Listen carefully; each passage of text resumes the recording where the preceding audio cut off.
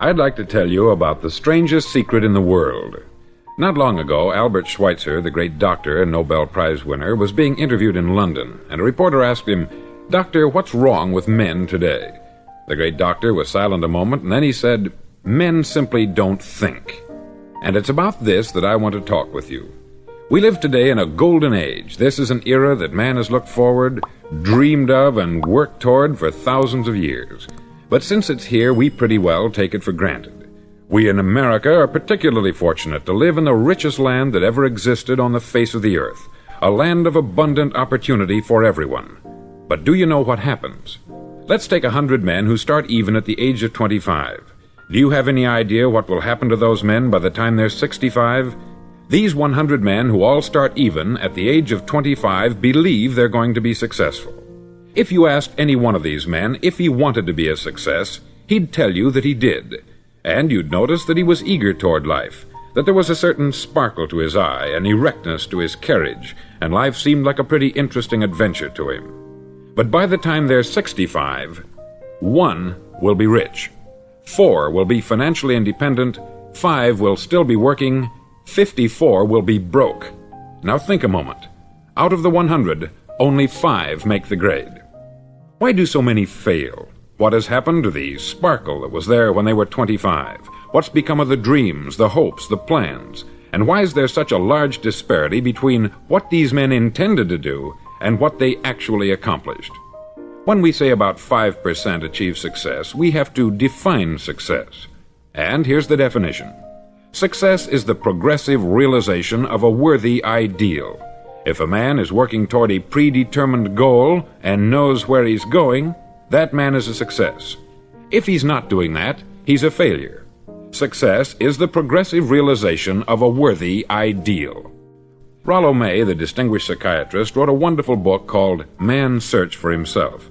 And in this book he says, the opposite of courage in our society is not cowardice, it is conformity. And there you have the trouble today. It's conformity. People acting like everyone else, without knowing why, without knowing where they're going. Now think of it. In America right now, there are over 14 million people 65 years of age and over, and about 13 million of these 14 million are broke. They're dependent on someone else for life's necessities. Now we learn to read by the time we're 7. We learn to make a living by the time we're 25. Usually by that time we're not only making a living, we're supporting a family. And yet by the time we're 65, we haven't learned how to become financially independent in the richest land that has ever been known. Why? We conform. And the trouble is that we're acting like the wrong percentage group, the 95% who don't succeed. Now, why do these people conform? Well, they don't know, really. These people believe that their lives are shaped by circumstances, by things that happen to them, by exterior forces. They're outer-directed people. A survey was made one time that covered a lot of men, working men, and these men were asked this question. Why do you work? Why do you get up in the morning? 19 out of 20 had no idea. If you ask them, they'll say, everyone goes to work in the morning. And that's the reason they do it, because everyone else is doing it.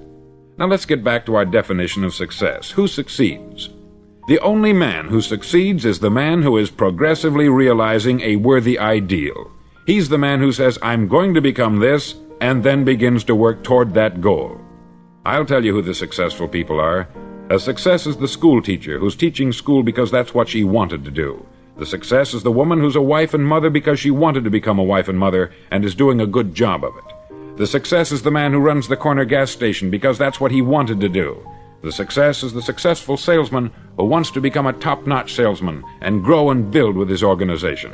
A success is anyone who is doing deliberately a predetermined job because that's what he decided to do deliberately. But only 1 out of 20 does that. That's why today there isn't really any competition, unless we make it for ourselves. Instead of competing, all we have to do is create. Now, for 20 years, I looked for the key which would determine what would happen to a human being. Was there a key I wanted to know which would make the future a promise that we could foretell to a large extent? Was there a key that would guarantee a person's becoming successful if he only knew about it and knew how to use it? Well, there is such a key, and I've found it.